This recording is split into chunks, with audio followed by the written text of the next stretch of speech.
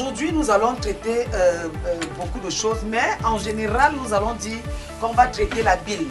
La bile, donc quand tu as un mal de bile, alors on va dire qu'on va traiter la bile aujourd'hui. Alors, mais je tiens d'abord à vous dire que ce traitement, normalement, surtout pour les enfants, parce qu'on ne surveille pas les enfants quand ils sont à l'école, on a beau dire, je ne veux pas te voir en train de sucer le foléré, je ne veux pas te voir en train de prendre des sucettes comme ça, je ne veux pas te voir, je ne veux pas te voir. Ça, c'est quand l'enfant est à la maison, mais quand il va à l'école et qu'il a ses 100 francs que tu lui as donné, il a mis dans la petite poche de sa tenue là, tu es là-bas pour surveiller. Peut-être c'est même la première chose que l'enfant va prendre. L'excès de sucrerie, l'excès au fait, encore que dans ces sucettes, même généralement, ce n'est même pas du sucre naturel qu'on met dans ces sucettes. Généralement, ils mettent une sorte de sucre saccharose. Saccharose. Donc, ça embrouille souvent le ventre de l'enfant. Vous commencez à voir l'enfant chauffer, l'enfant a mal à la tête, l'enfant vomit.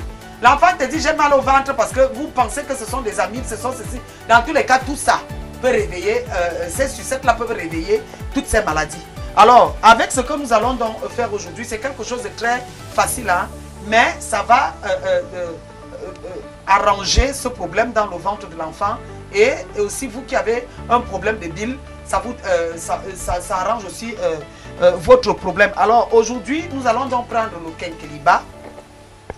Le quinqueliba ou encore la noix, la noix amère, je ne sais pas si je vais appeler ça la noix de coco, hein, parce que moi je n'ai même pas encore vu l'arbre qui produit le quinqueliba là. Je ne sais pas s'il ressemble aussi au cocotier.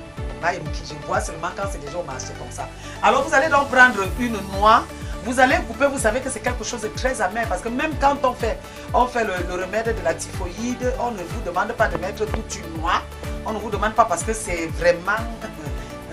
Voilà, alors vous allez donc prendre votre noix, vous allez diviser en deux, disons même que vous allez même diviser en 4. Hein? Parce que ça dépend aussi de la grosseur de votre noix. Mais avant de diviser, il faut d'abord laver votre noix. Pardon, lavez d'abord votre noix correctement. Hein? Après, vous allez donc couper en deux, ou alors vous allez couper en deux et puis en 4. Vous prenez donc le quart, vous allez découper le quart en petits morceaux. Le quart de votre noix, de votre quinqueliba, vous allez donc couper en petits morceaux. Vous allez mettre dans une bouteille de 1,5 litre environ. Voilà, 1,5 litre, nous savons déjà que nous avons des bouteilles en plastique de 1,5 litre. Alors vous allez donc ajouter à votre quinqueliba de l'eau propre, s'il vous plaît. N'allez pas puiser l'eau dans le puits pour dire que vous allez soigner le mal de verre. Parce que dans le puits, déjà, il y a les vers là-bas. Ça veut dire que vous venez seulement ajouter. Hein?